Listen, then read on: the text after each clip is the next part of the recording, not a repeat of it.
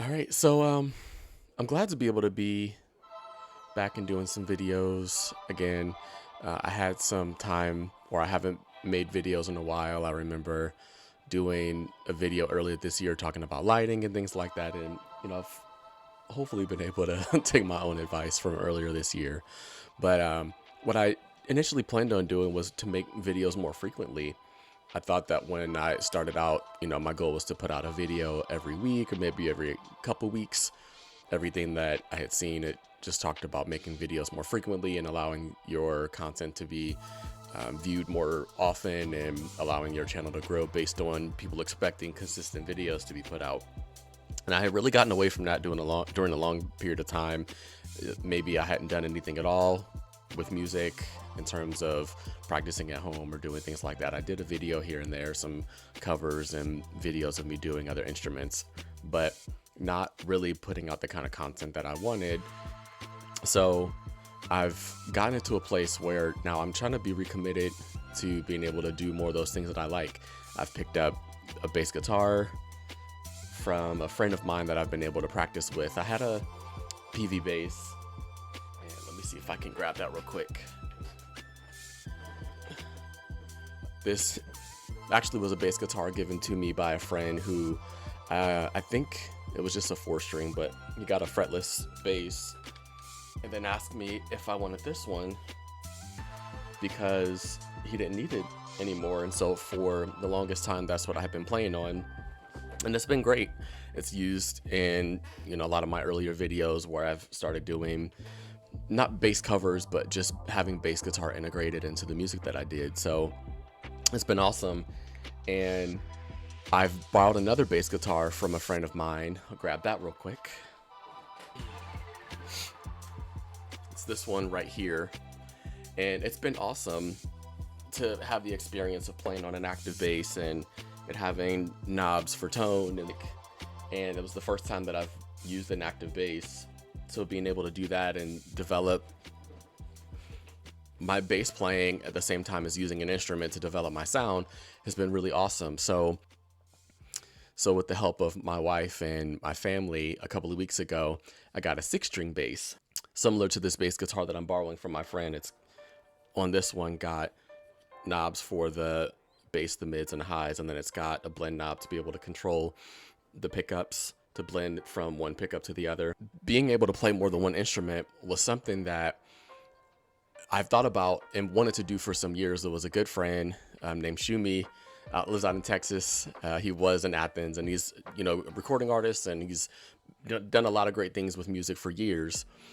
But we would have conversations about being able to be flexible on instruments. I remember having a conversation one time, and he talked about one Sunday he wants to be able to maybe play keys and lead worship and then switch to electric guitar and then switch to bass and then do sound. So being able to do things with 4 weeks in a month and then keeping everything sharp allows you to be able to continue to grow, to be able to use your talents in different ways. And that's what he had done. I'm not an excellent bassist, I'm not an excellent keyboard player, but it is great to have those opportunities to be able to play, to be able to serve, and to continue to grow. So in addition to being able to do those things at church, I also wanted the ability to just make whatever music I wanted without having to rely on other people to be there. In Athens, there are people that have been here for a short amount of time. Maybe they've gone to school to study and then they've moved back away. People have even grown up here and then moved away as well. Even in our band, we had a bass guitarist named Sam Hudnall. He's been on recordings and has toured and things like that. And he's amazing. He's recently relocated to Florida maybe a year ago. And so it's been awesome. And it had been awesome for the 10 plus years that I played with them to have somebody who is skilled at what they do up close, working and being able to even develop me as a drummer.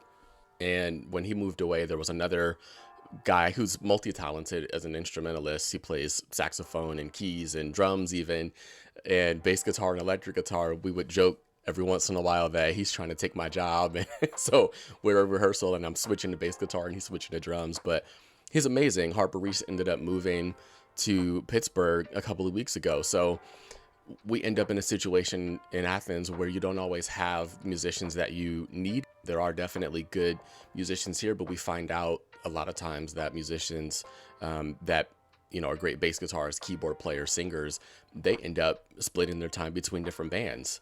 I know that Otis, our band leader, he does a lot of gigging on the side as well. I mean, he's got a full-time job, but even just as a keyboard player and singer, he does a lot of gigging on the side.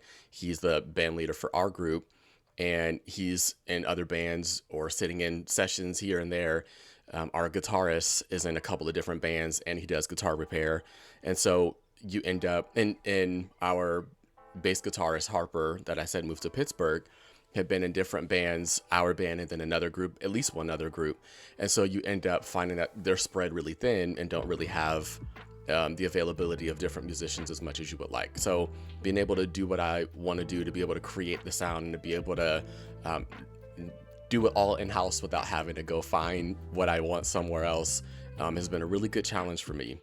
I hadn't recorded anything, like I said earlier, and so for me to be able to do something like a video or a vlog is something that I'm trying to maybe keep myself accountable to consistently practice, continue to have growth and development in these different instruments and things. So I plan on uploading, and I plan on just sharing my progression as a bass guitarist, as a keyboard player, hopefully even as a drummer. So there's really not any excuse. So I don't want to let the resources that I've got go to waste or start collecting dust. I want to put them to use and not wonder, years down the line why I haven't had any growth or development, even from the time that I initially started playing bass or started playing keys.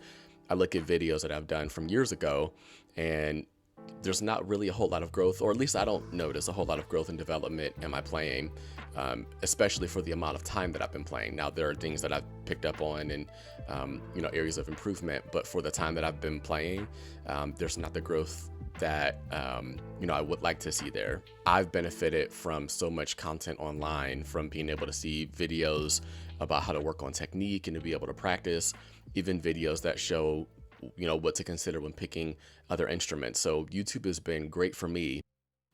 Much of the content that I want is free, even when I'm looking at playing drums, which I've done for years.